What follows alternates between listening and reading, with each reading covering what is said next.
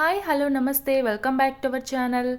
ఈరోజు మనము egg పఫ్ని prepare చేసుకుంటున్నాం. పిల్లలకి సమ్మర్ హాలిడేస్ వచ్చేసాయి కదండి. ఈవినింగ్ టైంలో ఏదైనా స్నాక్స్ కావాలని అడిగినప్పుడు ఈ విధంగా ఒకసారి ఎగ్ పఫ్ని చేసి పెట్టండి. చాలా బాగా వస్తాయి. అచ్చం బయట కొన్నట్టుగానే చాలా క్రిస్పీగా పొరలు పొరలుగా చాలా బాగుంటాయి. ఎగ్ పఫ్ని మనం ఇంట్లోనే సింపుల్గా ఎలా ప్రిపేర్ చేసుకోవాలి ఇప్పుడు మనం చూద్దాం.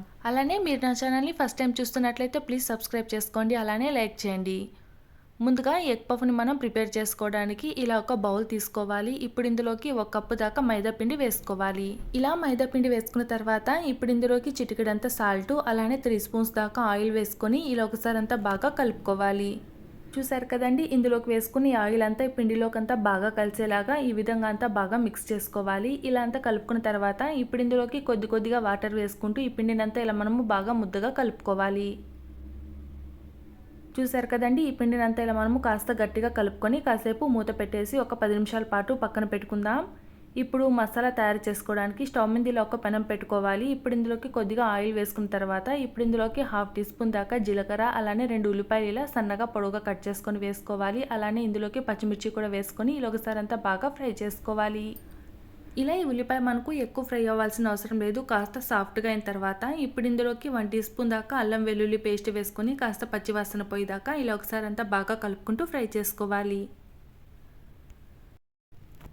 చూసారు కదా, ఇలా అంతా ఫ్రై చేసుకున్న తర్వాత ఇప్పుడు ఇందులోకి చిటికెడంత పసుపు, అలానే టేస్ట్కి సరిపడా సాల్ట్, 1/2 టీ స్పూన్ కారం, 1/2 టీ స్పూన్ ధనియాల పొడి, 1/2 టీ స్పూన్ గరం మసాలా, అలానే సన్నగా కట్ చేసి పెట్టుకున్న కొత్తిమీర, పుదీనా వేసుకొని ఇలా ఒకసారి అంతా బాగా ఫ్రై చేసుకోవాలి.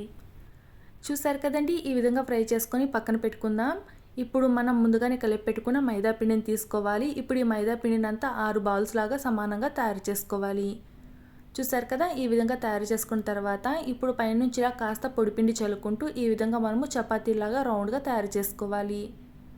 చూసారు కదండి, ఈ విధంగా ఇలా 6 చపాతీలు తయారు చేసుకున్న తర్వాత ఇప్పుడు పైనుంచి 1 టీ స్పూన్ దాకా ఆయిల్ వేసుకొని ఇలా అంతా ఆయిల్ స్ప్రెడ్ చేసుకున్న తర్వాత ఇప్పుడు పైనుంచి ఇలా కాస్త మైదా పిండి చల్లుకోవాలి. ఇలా ఈ మైదా పిండి వేసుకున్న తర్వాత పైనుంచి ఇంకొక చపాతీని పెట్టుకోవాలి.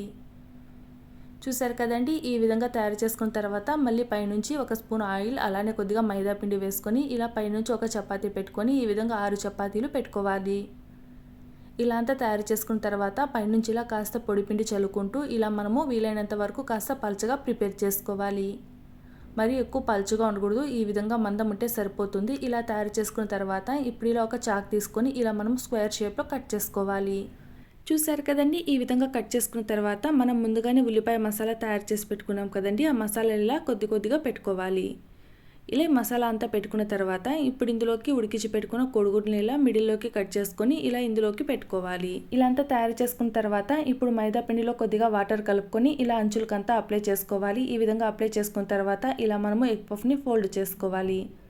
చూసారు కదా, ఇలా ఫోల్డ్ చేసుకున్న వాటిని కాగుతున్న ఆయిల్లోకి వేసుకుని ఫ్రై చేసుకోవాలి. ఇలా ఎగ్ పఫ్ మనకు ఒకవైపు ఫ్రై అయిన తర్వాత ఇంకోవైపు ఇలా టర్న్ చేసుకుంటూ రెండు వైపులా మంచి గోల్డెన్ బ్రౌన్ కలర్ వచ్చేదాకా ఫ్రై చేసుకోవాలి. చూసారు కదండి, ఈ విధంగా ఫ్రై చేసుకున్న వాటిని ఇలా ఒక ప్లేట్లోకి తీసుకొని పక్కన పెట్టుకుందాం. ఇదే విధంగా మిగిలినవి కూడా ఫ్రై చేసుకోవాలి. చూసారు కదండి, చాలా సింపుల్గా ఇంట్లోనే మనము ఎగ్ పఫ్ని ప్రిపేర్ చేసుకున్నాం. ఓవెన్ లేకుండా అలానే బటర్ యూస్ చేయకుండా చాలా ఈజీగా తయారు చేసుకున్నాం. ఈ ఎగ్ పఫ్ మనకు అచ్చం బయట కొన్నట్టు చాలా బాగా పొరలు పొరలుగా వస్తాయి. మీరు కూడా ఒకసారి ట్రై చేసి చూడండి. చూసారు కదండి, ఇలాంటి మరిన్ని రెసిపీస్ కోసం ప్లీజ్ నా ఛానల్ని సబ్స్క్రైబ్ చేసుకోండి, అలానే లైక్ చేయండి.